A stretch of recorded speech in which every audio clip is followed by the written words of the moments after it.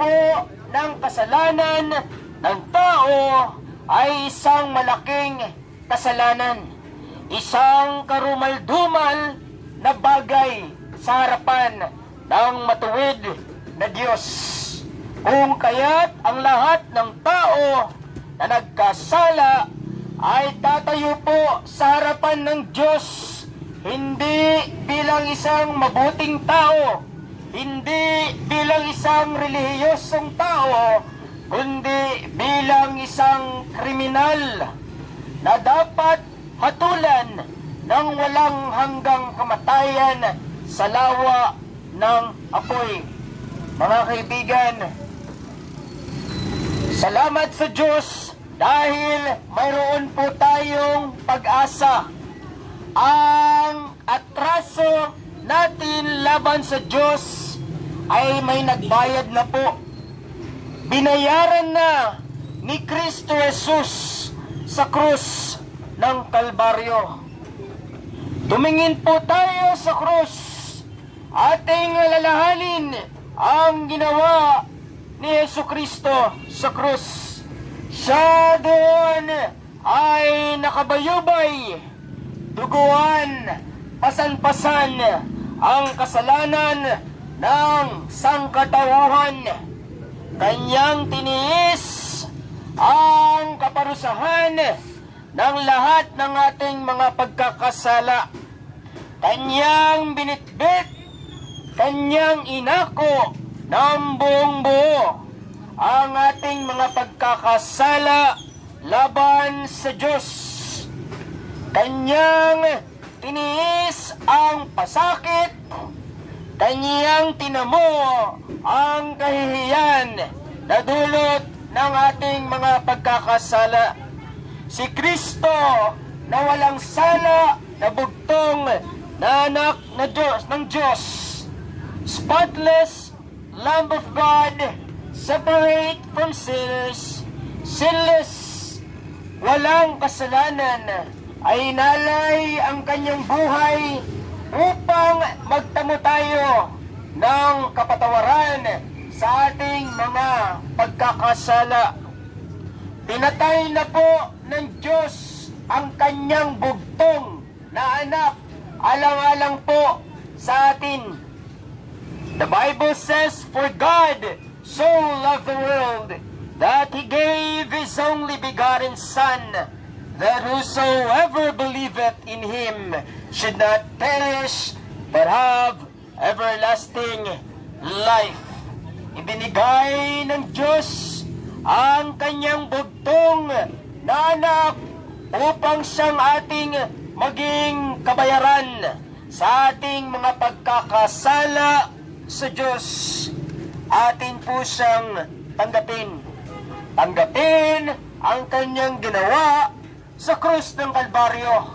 Ang pag-alay ng kanyang buhay bilang kabayaran sa ating mga pagkakasala, bilang katubusan mula sa ating pagkakasala, bilang pampalubag loob mula sa galit ng Diyos laban sa ating mga pagkakasala. Mga kaibigan, lumapit tayo kay Kristo Jesus. Kay Kristo lamang po mayroong tunay na kapatawaran. Sinabi sa banal na kasulatan in 1 John 1:9, "If we confess our sins, He is faithful and just to forgive us from all our sins and to cleanse us from all our unrighteousness." Si Kristo na isang Diyos na nagkatawang tao, na namatay sa krus ng Kalbaryo, ay nagpapatawad at nagliligtas.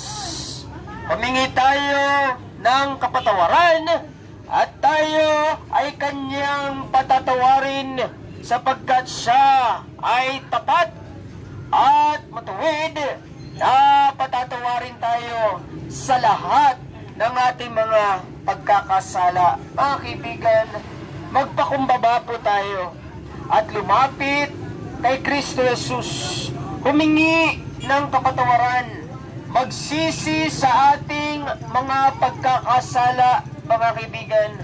Wala nang ibang kaparaanan na ibinigay ang Diyos para sa ating kaligtasan, kundi sa pamamagitan lamang ng kanyang bugtong na anak.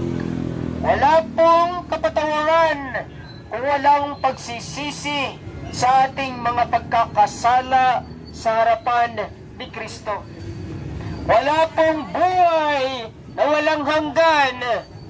Hindi maayos ang ating relasyon sa Diyos kung wala pong pananampalataya, pagtitiwala kay Kristo. Kaya aking paanyaya sa umaga na ito, halina't tayo'y magsisi. Lumapit kay Kristo ng may pagpapakumbaba at manampalataya ng buong puso kay Kristo na sapat ang kaniyang ginawa doon sa krus 2,000 taon na ang nakararaan, na siya ay namatay upang akuin ang pagkakasala ng sanlibutan at upang pagkalooban ang mga taong magsisisi at may pananampalataya sa Kanya ng buhay na walang hanggan. Oo, ang lahat ay nagkasala at ang kabayaran ng kasalanan ay kamatayan. Ngunit ang libre, walang bayad na kaloob ng Diyos ay buhay na walang hanggan sa pamamagitan po ng Panginoong Hesukristo. Manampalataya po, magtiwala kay Kristo sa Kanyang ginawa, sa Kanya mismo, na Siya ay tagapagligtas.